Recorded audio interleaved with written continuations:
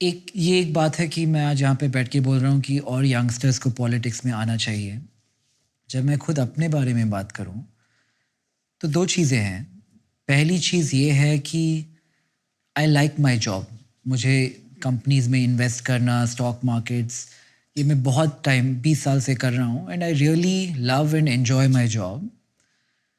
और दूसरी चीज़ ये है कि as somebody who grew up in a south Indian middle class family, बचपन से ये कहा गया था कि मेरे आगे जो ऑप्शंस हैं, डॉक्टर या इंजीनियर या चार्टर्ड अकाउंटेंट तब थे, अभी शायद एक स्टार्टअप भी उसमें ऐड कर सकते हैं।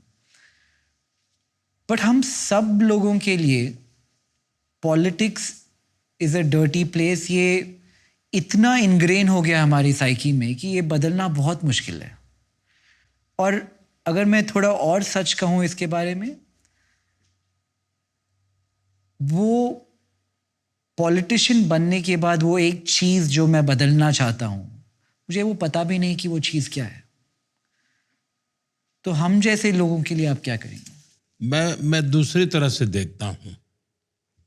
आपने जो अपना एनालिसिस किया वो अधूरा है। अधूरा इसलिए है कि अगर आप जो कह रहे थे वही होते तो आज आप यहां नहीं होते।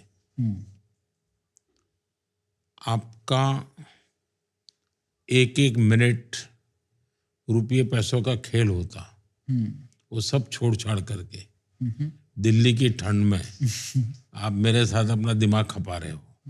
मतलब कि आप डेमोक्रेसी, पॉलिटिक्स, इससे जुड़े हो। पॉलिटिक्स का मतलब चुनाव नहीं है। पॉलिटिक्स का मतलब हार जीत नहीं है। पॉलिटिक्स का मतलब सत्ता नहीं है। वो उसका एक पहलू है। चुने हुए जनप्रतिनिधि कितने होंगे देश में? मान लीजिए 10,000 एमएलए होंगे, 1-2 हजार यहाँ। सब लोग तो जिने, लेकिन राजनीति में सब लोगों की जरूरत होती है। दूसरा, आप पॉलिसी मेकिंग में होते हैं तो बहुत बड़ा बदलाव ला सकते हैं। आप अपनी एक छोटी कंपनी में अच्छी चीज करके बदलाव लाएं, लेकिन अगर आपका व्यक्तित्व किसी पॉलिसी मेकर की जगह पे होगा, राजनीति में होगा, तो आप वो बदलाव पूरे देश में ला सकते हैं। तो सबसे बड़ा एडवांटेज ये होता है शासन व्यवस्था में कि आप नीतियां बना सकते हैं। नीतियों को एग्जीक्यूट करके आप स्थितियां बदल सकते हो।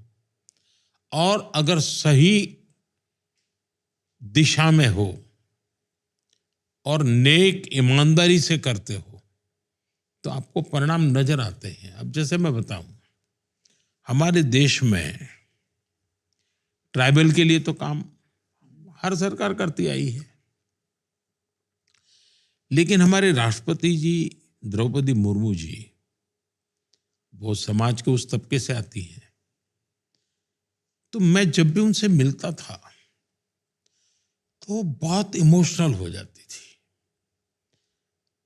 आदिवासी समाज में भी अति पिछड़े जो लोग हैं उन तक कुछ पहुंचा नहीं है, और छोटे छोटे समूह है, बिखरे हुए हैं।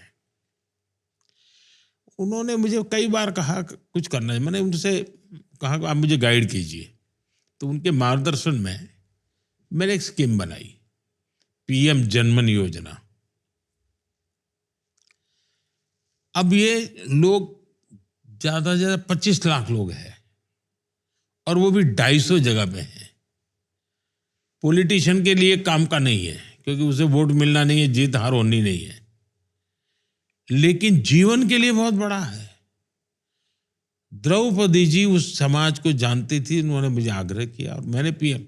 और आज जब मैं सुनता हूं कि साहब वहां पहले ये नहीं था, अब ये हो गया, वो नहीं था, हो गया, तो मेरे मन को एक बड़ा सेटिस्फेक्शन मिलता है कि जगह का क्या उपयोग हो सकता है।